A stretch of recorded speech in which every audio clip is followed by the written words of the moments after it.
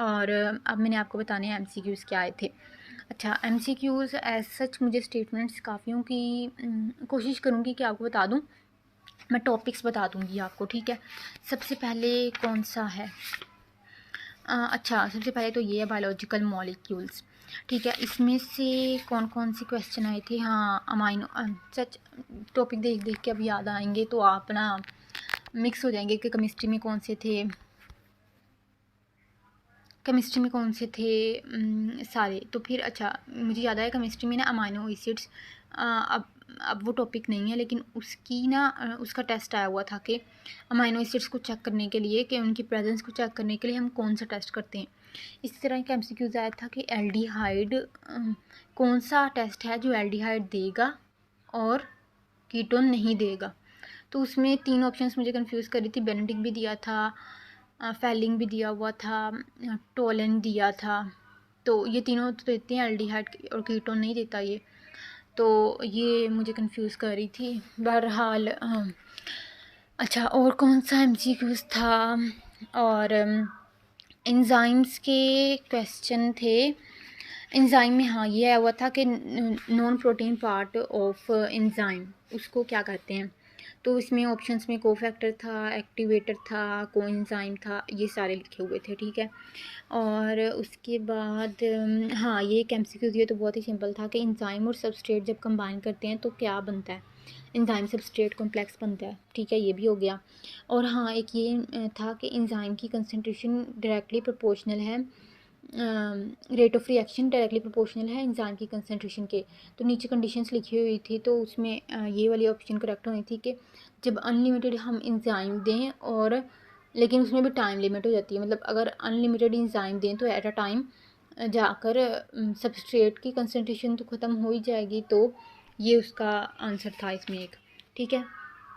और ये पूछा हुआ था हाँ, इसमें इनहिबिटर वाले टॉपिक में से था कि सक्सीनेट डिहाइड्रोजिनेस का की सबस्ट्रेट बताएं। तो उसमें मज़े की बात ये है कि उन्होंने लिखा नहीं हुआ था कि सक्सीनिक एसिड, तो उसमें लिखा ही नहीं था बिल्कुल।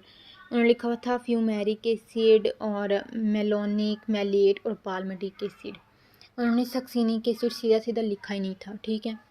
और उसके बाद सेल में से लाइजोसोम आया था कि लाइजोसोम किससे ड्राइव करते हैं। ये जो सेल की पहले पेज पे है ना, किसने डिस्कवर किया, न्यूक्लियस किसने डिस्कवर किया, थ्योरी किसने पेश की।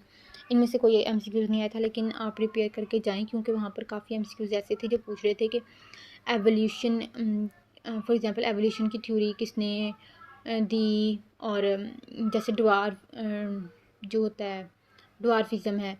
अच्छा, उसमें ये भी था कि उसने किस आइलैंड पे जाकर, गैल्पेजिनोस जो आइलैंड है उस पे जाकर उसने किया था ना, उसका भी पूछा हुआ था, ठीक है। अच्छा, इन्होंने और क्या पूछा था?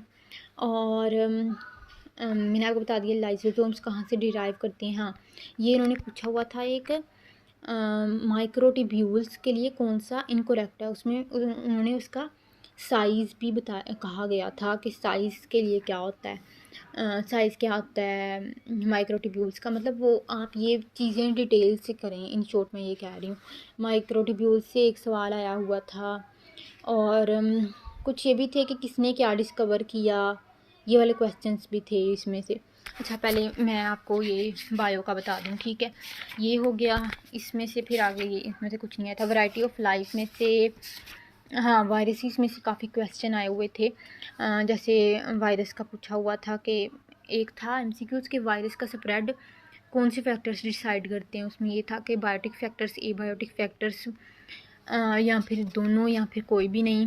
और इसमें से और क्लासिफिकेशन, हाँ, क्लासिफिकेशन में से ये था कि पूछा हुआ था कि जो जीनोम होता है, जो जेनेटिक मटेरियल होता है वो कैसा हो सकता है, डबल स्टैंडर्ड, सिंगल स्टैंडर्ड।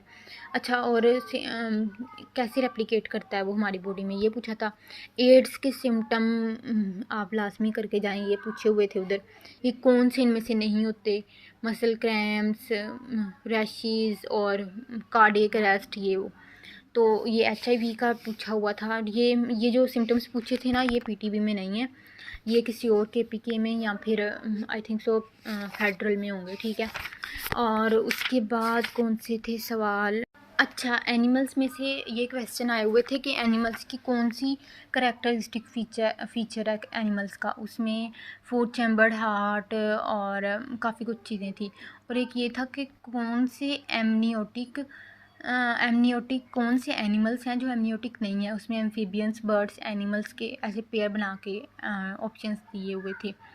और एमसीक्यूज़ काफ़ी इजी भी थे, लेकिन कुछ MCQs out of the PTB book थे। मैंने फेडरल रीडिंग की थी, तो आई डोंट नो कि फेडरल में से थे कि केपीके में से, लेकिन वो आउट ऑफ पीटीबी थे कुछ एमसीक्यूज़। अच्छा, मुझे याद आ गया कि वो सेकंड ईयर में हमने प्लांट एंजाइम्स पढ़े हैं ना। प्लांट एंजाइम्स अब हैं नहीं सिलेबस में, लेकिन उसमें से एमसीक्यूज़ आए थे। 2 एमसीक्यूज़ आए हुए थे, ऑक्सैलिन, जिब्रेलिन। उसमें ये एक था कि बनाना की जो लाइफ होती है, स्टोरेज लाइफ को प्रोलॉन्ग हम कैसे करते हैं, मतलब शेल्फ लाइफ को हम कैसे कम करते हैं, मतलब उनको गलने सड़ने से कैसे बचाते हैं। तो उसका पूछा हुआ था कि ये कौन करता है। और एक और एमसीक्यू था, वो मुझे अभी याद नहीं है। अच्छा, एनिमेलिया में से जो क्वेश्चन आए थे ना, वो पीटीबी की बुक से नहीं थे, वो किसी और ही बुक से लग रहे थे, क्योंकि ये थोड़ी सी फर्स्ट ईयर में पढ़ी हुई है, तो ना कुछ हद तक अंदाज़ा है कि एनिमेलिया में कौन कौन से क्वेश्चंस आते हैं।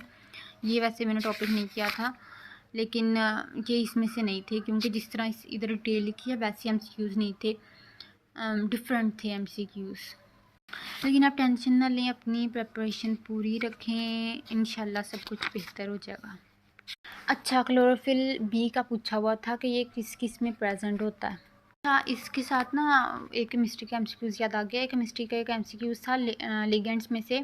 टाइटेनियम एक मेटल है ना, उसका ना बनाया हुआ था कॉम्प्लेक्स। तो कहा था कि इसमें से कौन सी रेडिएशंस इमिट होंगी, मतलब कौन सी लाइट की रेडिएशंस, या फिर कौन सी वाइट लाइट इमिट हो, वाइट लाइट की कौन सी कैटेगरी इसमें से इमिट होगी। तो उसमें वॉयलेट था, रेड था, ये था। अच्छा, एक तो बहुत ही बेसिक एमसीक्यूज़ था कि प्राइमरी कलर कौन सा है, ये बायो में था। वो रेड उसमें ऑप्शन था, तो रेड होगा उसका।